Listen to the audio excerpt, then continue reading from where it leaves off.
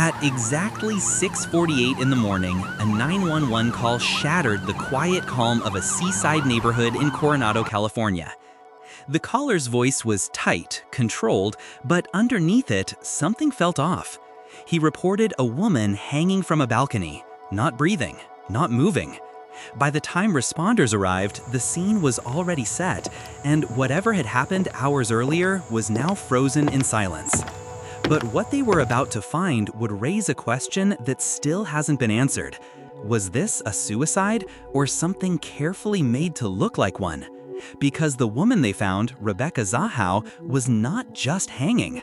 Her body told a story that didn't easily make sense.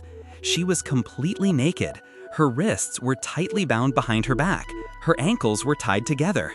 A rope was looped around her neck, secured to the balcony above.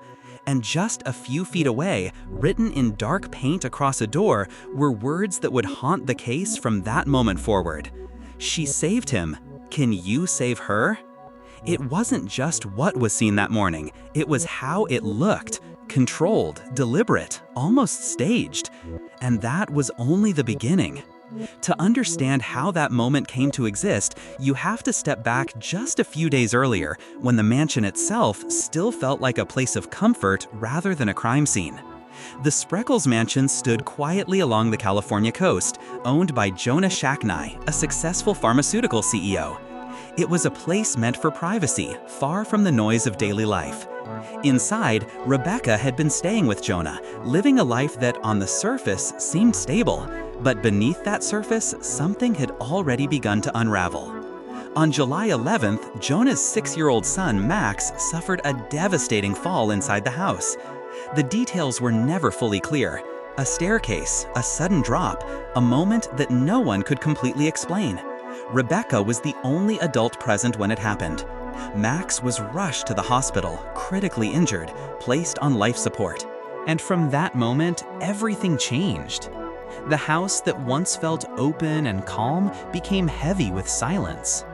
Rebecca stayed behind while Jonah remained at the hospital. Alone in the mansion, she was left with questions no one could answer and a weight that may have been building with every passing hour. But here's where the timeline becomes less clear. Because Rebecca was not entirely alone. Also in the house that night was Adam Shacknai, Jonah's brother. He had arrived to support the family during the crisis. According to his account, he spent the evening by himself, watching television, sending emails, moving casually through the house. Nothing unusual, nothing alarming. At least that's how it was described. But sometime between that quiet evening and the early morning call, something happened inside that mansion. Something that no one witnessed, something that left behind a scene filled with contradictions. Investigators would later reconstruct the events as best as they could. Rebecca had allegedly used ropes from the house. She had tied her own hands behind her back, bound her ankles, fastened the rope to the balcony, written the message on the door, then climbed over the railing and let herself fall. All alone, all without interruption, and without leaving clear signs of hesitation or struggle. For some, that explanation closed the case. A tragic combination of guilt, stress, and emotional collapse. A woman overwhelmed by the accident involving Max, choosing a final act that reflected her state of mind. But for others, the details refused to settle. Because the bindings were not simple.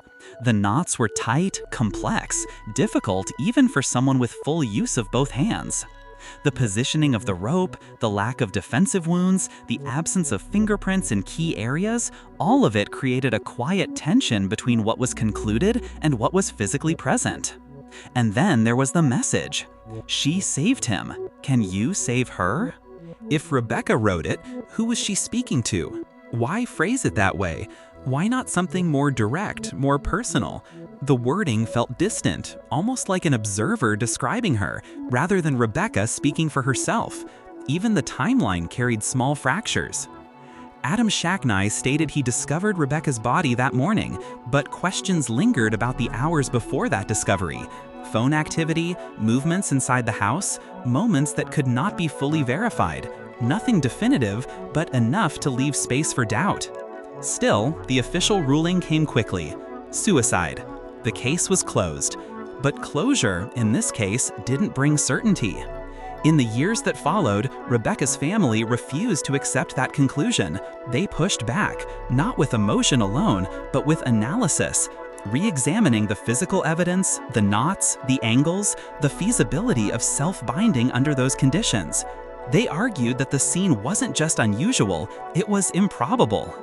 A civil trial would later bring these arguments into the open. Experts dissected every detail. Could someone tie those knots alone? Could they position themselves in that way?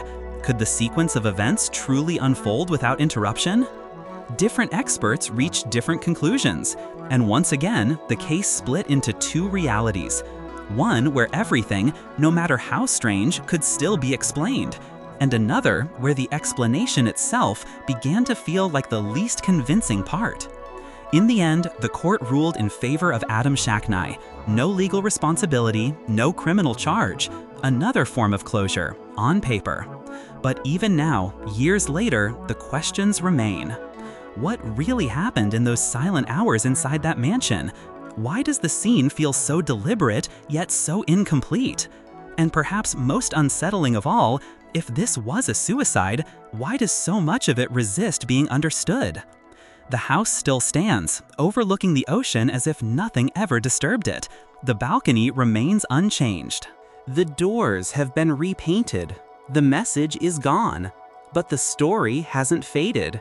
Because sometimes the truth isn't hidden by what we don't see, but by what we can't fully explain. If this story moved you, then kindly watch the next video showing on your screen. This will heat you more harder.